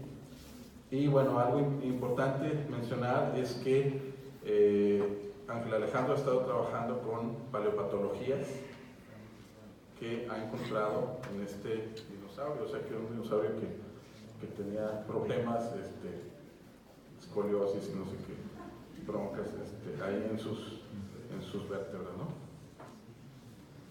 Muy bien. Y bueno, en Sonora es un estado donde también más o menos desde los años 90, principios de los 90 se ha estado trabajando. Hay una estación de la UNAM, del Instituto de Geología del Noreste, allá en Hermosillo, y varios geólogos, en colaboración con el paleontólogo Spencer Lucas de la Universidad de Nuevo México, han estado trabajando en la formación cabullona en Sonora y han encontrado pues una fauna bastante variada, pero fuera de trabajos preliminares en los cuales simplemente hay una lista faunística muy preliminar, no se han descrito, fuera de este nuevo género y especie, no se han descrito los organismos que yo creo que muchos de ellos pueden ser nuevos, tiranosáuridos y otras cosas. Bueno, entonces de ahí de Sonora tenemos el Totorbimus pacardensis, porque es de la formación Packard. Y bueno, sería un ornitomímido, que es un terópodo que su morfología podría ser muy parecida al de los avestruces. Entonces también esta es otra ilustración, otra reconstrucción de Luis Rey, y aquí están algunos de los elementos esqueléticos con los cuales se describe el Totormimus por parte de Claudia Serrano. Bueno, ya hablando de Coahuila, vamos a hablar de, ahora sí que su dinosaurio emblemático, que es el Coahuilaceratops. El Coahuilaceratops magnacuerna, que dice con mucho gasto de materia gris le pusieron Coahuilaceratops. Lo describe Lowen, que es un paleontólogo de la Universidad de Utah, pero el hallazgo lo hace un maestro de Saltillo, que se llama Claudio de León. Entonces Claudio encuentra estos restos y pasan años hasta que se pudieran extraer, porque la roca era muy complicado extraerlo. De hecho, sabemos extraoficialmente que hay parte del esqueleto todavía en esa localidad, pero que no se ha extraído. Lo que se utilizó para su descripción es lo que ven ustedes aquí, todos esos fragmentos craneales y mandibulares. Y bueno, lo de magnacuerna es porque el grosor del cuerno suborbital es bastante más grueso que el de otros ceratópsidos encontrados, por lo menos en México. Y ahí está una reconstrucción de parte de Román García, en base, bueno, pues ahí están en su posición cuáles son los elementos craneales y algunas falanges por acá, pero sabemos que hay más del esqueleto. Y esta sería una reconstrucción en vida de un ceratópsido, de Coahuilaceratops. Vean cómo están los cuernos, así como una curvatura hacia afuera. Bueno, otro hadrosaurio importante para Coahuila es el Belafrons coahuilensis. El Belafrons, porque quien lo describe también dice que esta estructura es como si fuera la vela de un barco. Entonces, frente en forma de vela, Belafrons y de Coahuila, ¿no? Se tiene un 70% más o menos del esqueleto, pero se trata de un subadulto. ¿Eso qué significa? Que este organismo no está completamente desarrollado, entonces no sabemos si va a cambiar esta estructura del cráneo, porque hemos visto en otros hadrosaurios de este grupo que estas estructuras van cambiando conforme el animal tiene diferentes edades. Bueno, y ahí está una reconstrucción, más o menos como sería el Belafrons. Otro dinosaurio muy interesante es el que se describió hace poco como Latyrrhinus, también por parte de Claudia Serrano y de Albert Prieto Márquez, porque este es de los dinosaurios que rescataron este equipo que les digo de los años 80, de René Hernández con Luis Espinosa, pero lo rescataron y no lo describieron científicamente, simplemente se le puso el nombre de Isauria. Me decía, si le hacemos caso a lo que me comentó Luis Espinosa, me dice que porque la actriz Isaura Espinosa es su parienta, y entonces jugando por ahí se le puso el nombre. Hay otras versiones, hay otra versión que dice que supuestamente se hizo como un concurso con niños de primaria y que salió ese nombre. Pues, depende a quien le preguntemos, nos va a dar su versión. El caso es que se conocía de manera informal como Isauria, y igual Serrano y Prieto Márquez estudian este esqueleto que estaba está todavía en exhibición en el Museo de Geología y que se han hecho réplicas y hay en muchos museos de México. Y entonces erigen este nuevo género, Latyrrhinus, y bueno, pues ya se conoce ahora sí. Se decía que era Critosaurus, que era Gryposaurus, y ahora es Latyrrhinus. Ahí está, como está montado en el Museo de Geología, y esta es una reconstrucción de Román García, de este adrosal.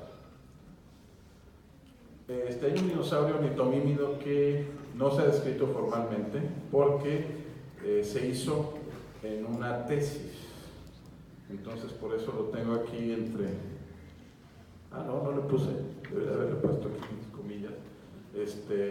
Lo describen como Saltillomimus rapidus, pero pues no es válido porque se hizo en una publicación que no es revisada por pares. Y aparte también, como les digo, los paleontólogos tenemos que llevarnos todo tranquilo. Y ahí se emocionaron tanto que hicieron una rueda de prensa y dieron a conocer el nombre y todo, pues ya, se invalidó. Pero bueno, está interesante el ejemplar, vean todo lo que tiene, todas estas extremidades y la pelvis. Y esta es una reconstrucción como un avestruz y este es el material. Lo descubre Marta Carolina Guillón, una maestra de Coahuila. Y bueno,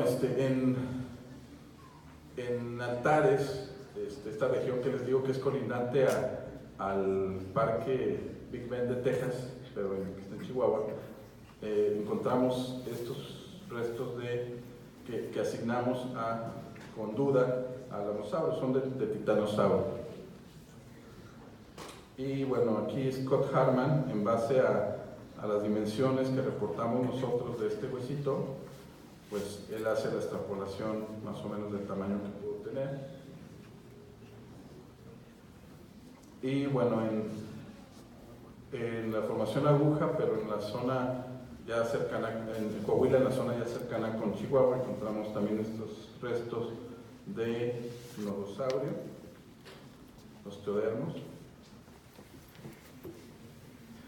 Y bueno, en la mayoría de estas faunas, tanto en Baja California, Sonora, Chihuahua, Coahuila, se encuentran dientes de tiranosáuridos, pero como los dientes no son diagnósticos más allá de grupo, pues sabemos por las serraciones y por muchas cosas que se trata de tiranosáuridos, pero no podemos asignarlos a un género. Entonces se han asignado a Uglisodon, se han asignado a Gorgosaurus, Albertosaurus, pero al final del día lo que podemos decir es que había tiranosáuridos en el norte de México durante el Cretácico.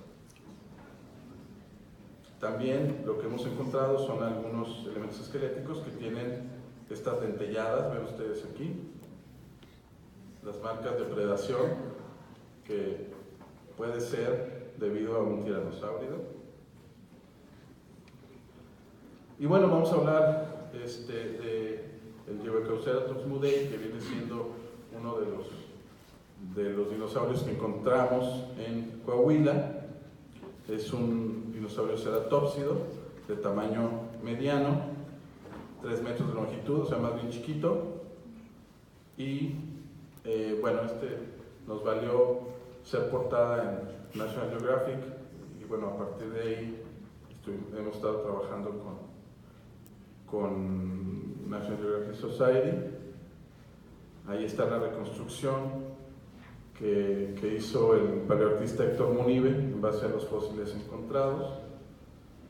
Y bueno, aquí les decía yo, es otra vez el mapa que tenemos de lo que es la Aramidia y Apalachia, que son los dos subcontinentes de la Eurasia. Aquí está este canal marino, y donde encontramos nosotros al Gyrocauceratops, lo encontramos aquí. Y vean ustedes la diversidad de ornamentaciones y de morfologías que tienen los ceratópsidos a lo largo de lo que era la costa de la Aramidia. Ahí estamos descubriendo, es el sitio donde encontramos algunos de los fósiles. Ahí en esa temporada de campo participaron, por ejemplo, Peter Dodson, que es un especialista en ceratópsidos de la Universidad de Pensilvania, Brandon Hedrick, varios paleontólogos norteamericanos estuvieron con nosotros. Y ahí estamos en el laboratorio, como estaba el laboratorio antes de que se remodelara en el Museo del Desierto, estamos haciendo un análisis de los elementos esqueléticos del Yeguecauceratops. Él es Héctor Rivera, quien es colega con el que hemos estado trabajando. Él es el jefe de departamento de paleontología del Museo del Desierto en Saltillo. Y bueno, ¿por qué le pusimos Yeguecauceratops? Pues náhuatl, Yehuecau significa antiguo, y bueno, en griego Ceratops es cara con cuernos, ¿no? La más antigua cara con cuernos, Mudei, por el Museo del Desierto, para que nos sigan apoyando. Y bueno, ahí está, miren, es una reconstrucción de una pareja de Yeguecauceratops. Y el más reciente hallazgo y descripción que hemos hecho de un dinosaurio es este nodosaurio del Cretácico, también de Coahuila, que le pusimos a Cantolipán. También es de tamaño pequeño, 3.5 metros de largo. Ahí están parte de los elementos esqueléticos en los cuales describimos a la Cantolipán. Y bueno, Acanto significa espina. Lipán es una tribu de apaches que habitó en esa zona donde estuvimos nosotros trabajando. Y González, en honor al maestro Arturo González, que es el director del Museo del Desierto, quien ha estado apoyando a Héctor en sus trabajos de investigación. Ahí está una reconstrucción, más o menos es similar a algunos nodosaurios que se han encontrado en lo que hoy es Hungría y Rumania.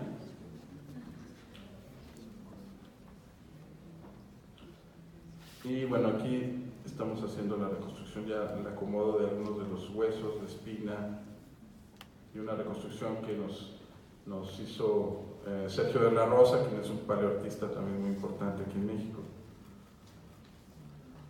Eso fue durante la presentación, el boletín o la rueda de prensa que hicimos en el Museo del Desierto para la presentación del Cantolipán. Él es Iván Eric, quien es otro colega que también participa con nosotros en las expediciones, Héctor y un servidor. Y fíjense que todo esto de los dinosaurios ha permeado, o la sociedad en Coahuila se ha apropiado de los dinosaurios. Y miren, por ejemplo, estos son eslogans que tiene el gobierno de Coahuila: 72 millones de años nos respaldan. Orgullosamente tierra de dinosaurios. Y estas placas de carros se estuvieron hasta hace pocos años estaban vigentes. Esta fue la primera que hicieron, con aquí algunas huellas de dinosaurio y animal que nunca supe qué era. Y acá con una reconstrucción de un reptil volador, curiosamente, no de un dinosaurio, de un Schizopteryx. Y dicen que se hizo un concurso en las escuelas también, para ver qué imágenes podían ir en las placas del estado de Coahuila, y pues hubo algunos ejemplos por ahí, algunas sugerencias. Bueno, ya vamos a hablar un poquito de lo que son los voladores encontrados también en Coahuila. Tenemos el Musquisopteryx coahuilensis, que es un pterosaurio nictosáurido. En esta placa está casi todo el esqueleto. Durante mucho tiempo esta placa estuvo en la oficina de un director de una mina, y los trabajadores le decían el chango. Decían, pues miren, ahí está un changuito. Y resulta que pues era un reptil volador. Y posteriormente se encontró otro, que también se asigna al mismo género. Ahí está más o menos la reconstrucción. Vean el tamaño del Musquisopteryx, pues era muy pequeñito, pero se tiene casi todo el esqueleto. Y ahí está una reconstrucción. También se han encontrado, bueno, hemos encontrado los restos del aligatórido gigante Deinosuchus. que lo reportamos en 2011. Ahí, este es el sitio, aquí estoy yo, miren, estoy orando a la Meca, no, estoy encontrando ahí algunos de los dientes del Deinosuchus. Y bueno, nosotros encontramos también algunas vértebras de hadrosaurio donde encajan perfectamente lo cónico de los dientes del Deinosuchus, ¿no? O sea, también la predación también la podemos ver ahí. Y bueno, de manera muy rápida, ya para terminar, bueno, pues también se han encontrado estos restos indirectos, que son las huellas. Tenemos huellas en Coahuila, tenemos huellas en Durango, huellas en Michoacán, en Puebla, en Oaxaca. Este es el sitio de las águilas, donde hay 5,000 metros cuadrados con huellas de dinosaurios de diferentes especies. Y este sitio se abrió al público, ahí está como puente por donde puede uno caminar en teoría para que no pises las huellas, pero pues como no hay nadie que cuide, pues la gente desafortunadamente se baja y sigue pisando, ¿no? Miren, aquí está alguna de las huellas que se encuentra por ahí. Otro sitio muy importante, muy conocido, Rincón Colorado en Coahuila. Vean esta huella de terópodo con estas marcas de oleaje, que me hace muy padre.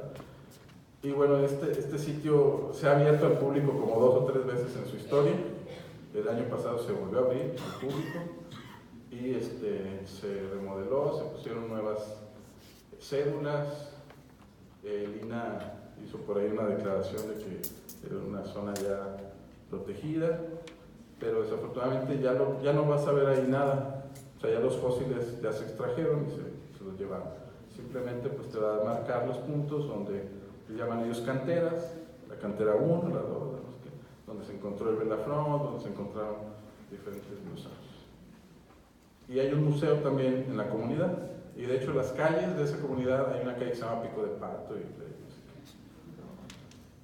Bueno, en frontera, municipio de Esqueda, en Sonora, se han encontrado también huellas de dinosaurios, también huesos, pero en este caso, importante, las huellas, vean ustedes, miren. Incluso están en varios niveles. Y Ricardo Servín hizo parte de su tesis aquí también. Vean ustedes cómo están estas huellas, están muy interesantes. Hay recorridos turísticos, pero me gustaría saber cómo van a proteger eso, porque la verdad están muy a la intemperie. Y, o sea, el acceso no es tan fácil, o sea, realmente tienes que ir con alguien de ahí de la comunidad. Pero la cosa es que están, pues, a los elementos, ¿no? ¿Para qué nos sirven las huellas? Bueno, pues podemos saber mucha información, la velocidad, el peso, la dirección en la que iba caminando, etc.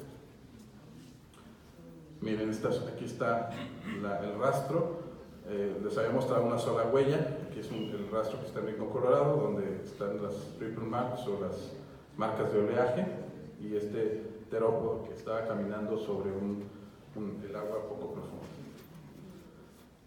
Algo pues que siempre tenemos que hablar cuando hablamos de dinosaurios, y pues en México, es la extinción de los dinosaurios. Ustedes ya conocen muy bien todo esto del asteroide de 10 a 14 kilómetros de diámetro, que más o menos para que nos demos una idea, el Everest tiene cerca de 9,000 metros de altura, o sea 9 kilómetros. Aquí estaríamos hablando de 10 a 14 kilómetros de diámetro de esa masa de roca. Y bueno, pues todos los efectos que hubo, desde los efectos instantáneos hasta los efectos que duraron miles de años. Y aquí está, este es el límite Cretácico Paleógeno, y esta es la capa de iridio, que es un mineral que se encuentra sobre todo en meteoritos. Y bueno, lo que le llaman las Deccan Traps en la India, que se han estado estudiando bastante, que es una zona que abarca 3/4 partes de la India, donde hubo flujos de lava durante miles de años, y pues esa no nada más es la lava, sino es todo el material incandescente que se fue a las capas altas de la atmósfera y que produjeron también efecto invernadero y muchas cosas que también pudieron intervenir con la desaparición de los dinosaurios. Y otras teorías, ¿no? Desde que los pequeños mamíferos se comían los huevos de los dinosaurios, epidemias virales que pudieron llevar unos dinosaurios a lo mejor de un continente a otro en el momento en el que se volvieron a juntar, etcétera, ¿no? Entonces, lo que sí sabemos pues es que los grandes dinosaurios no avianos desaparecen hace 65 millones de años más o menos, pero dejaron sus descendientes en lo que conocemos hoy como aves. Vean todos estos restos se han estado encontrando en los últimos años en China, donde hay estas formaciones que se llaman Conservat-Lagerstätten, donde las rocas son tan finas que pueden dejar las improntas de las plumas, incluso hasta pigmentos se han podido rescatar de ahí.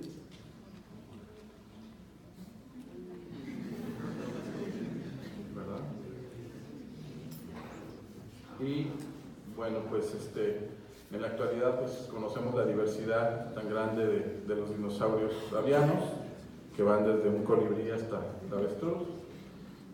Y yo creo que todos, fíjense cómo de ser este grupo tan importante durante tantos millones de años, pues nosotros, esta ilustración también me gusta mucho, es de Luis Rey también. En la actualidad pues nosotros convivimos y coexistimos con los dinosaurios, incluso no los comemos, y pues todos sabemos a qué saben los dinosaurios, ¿no? Saben a pollo. Y bueno, pues agradecerles a todos su paciencia y espero no haberlos aburrido demasiado. Muchas gracias.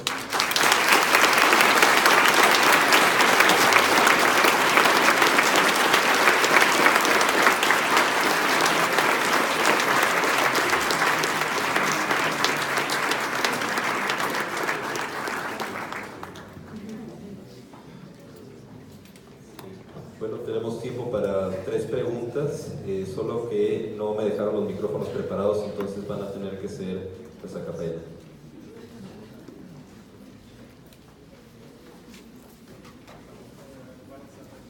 Quisiera preguntarle, en el caso de cuando se lleva a cabo la reconstrucción, ¿cómo le hacen para no hay una evidencia de color? ¿Ustedes esperan perfección? Y segundo, cuando tienen que escarbar en un lugar que es una área peculiar, donde existen plantas, voy a cruzar acá para que escuchemos. Bueno, nos pregunta su compañero cómo sabemos el color de los dinosaurios. Pues miren, en algunos casos muy particulares se han encontrado pigmentos.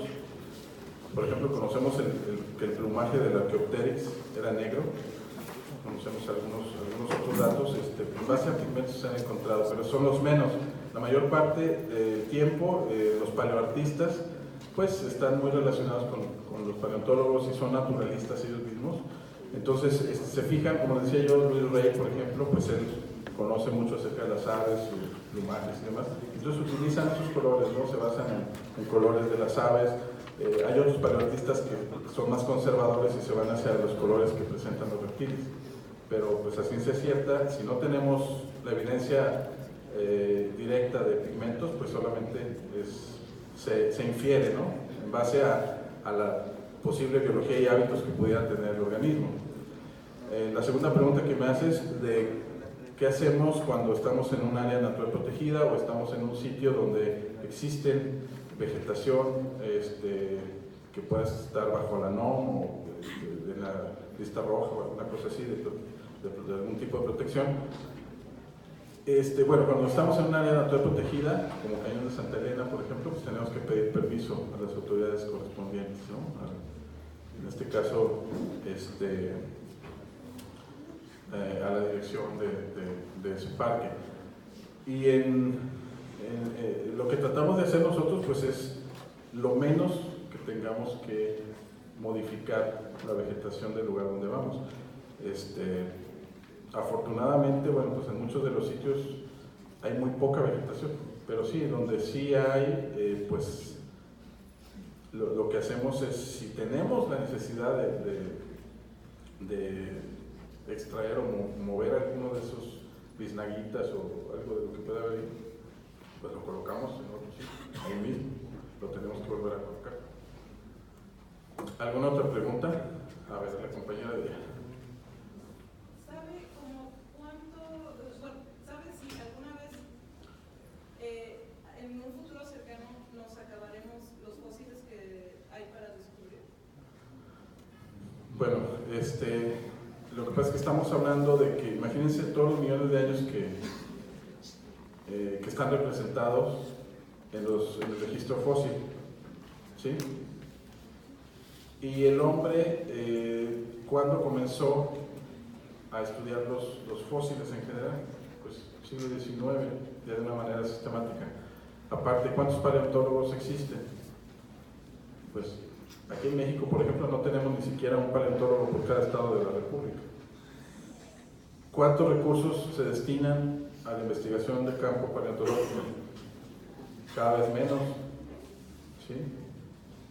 Entonces, yo creo que todavía hay mucho que trabajar. Hay zonas que de plano no se han podido estudiar y pues a lo mejor sí llegará el momento en el que ya agotemos ciertas localidades, pero pues siempre hay otras localidades que no se han trabajado, ¿no? Una última pregunta, y disculpen, pero es que sale mi autobús a las 4, entonces para alcanzar a llegar a la central. Compañero de aquí. ¿Qué tanto es apoyada la paleontología en México? ¿Qué tan factible es? ¿Y cómo es que usted logró llegar a este punto en el que actualmente se encuentra? Gracias. Bueno, el apoyo a la paleontología en general depende, vamos, hay como dos vertientes, ¿no? Una que es la academia, o sea, hay instituciones como por ejemplo la UNAM, la Universidad, ¿cómo se llama? La Universidad de Nuevo León, el Centro de Ciencias de la Tierra en Linares, o no sé, o sea, son instituciones académicas que destinan recursos a la investigación, pero y la otra vía pues deberían de ser los museos, ¿sí? Esas otras instituciones, pero desafortunadamente los recursos no se aplican de manera adecuada. O sea, yo sí te puedo decir que falta muchísimo apoyo, como en general en la ciencia en México, ¿no? O sea, si ustedes saben el porcentaje que se destina del presupuesto anual de la Federación a la ciencia, pues cada vez es menos. Entonces, si dentro de todo eso, de ese paquete va la paleontología ahí, pues no es prioritario, ¿sí? No es una de las ciencias prioritarias. Se apoyan a otras disciplinas. Entonces, pues sí, te exige pues el ser muy creativo, te exige el a veces crear tu propia fuente de empleo, ¿sí? Porque no siempre vas a encontrar un lugar donde te digan, si usted es paleontólogo, mire, pásale, le voy a dar tal, ¿sí? O sea, tiene uno que ingeniárselas. Yo he trabajado pues desde gobiernos estatales, municipales, como por ahí escucharon, en museos, y por mi cuenta, ¿sí? Entonces, pues tiene uno que ingeniárselas. Pues hasta el momento he podido sobrevivir de la paleontología, de alguna forma, como decía también Ricardo ayer, ¿no? O sea, no nos hemos muerto de hambre, ¿no? Aquí estamos todavía, pero de que no hay recursos suficientes, no lo hay. O sea, hay que, pues tendríamos que, lo que pasa es que son cuestiones que ya entran dentro del campo de la política, ¿sí? O sea, los senadores y diputados son quienes reparten los recursos, entonces, ¿cómo tenemos que incidir sobre esa parte para que podamos lograr que se destine un presupuesto adecuado a la ciencia? Pues es difícil, pero bueno, hay que intentarlo, ¿no? Y por otro lado, bueno, pues simplemente trabajando, yo soy muy inquieto, o sea, no me centro en una sola cosa, ¿no? Sino que he estado, pues de tanto he trabajado con megafauna en Pleistoceno, ahora con dinosaurios, o sea, todo dentro de lo que es paleontología de vertebrados, pero yo creo que no cerrarse, ¿no? a las posibilidades, ser flexible es importante para poder pues avanzar en la ciencia en general. Si yo digo, es que yo nomás quiero estudiar, no sé, el diente del tal bicho, y si no hay, pues no, nada más. O sea, tengo que ampliar horizontes y tengo que ser flexible y tengo que innovar, ¿no? Pues es más o menos lo que hemos hecho. Bueno, pues les agradezco mucho su atención. Espero no haberlos aburrido demasiado y que les quede un poquito acerca de lo que se hace en paleontología y en particular en dinosaurios. Muchísimas gracias y buenas tardes a todos.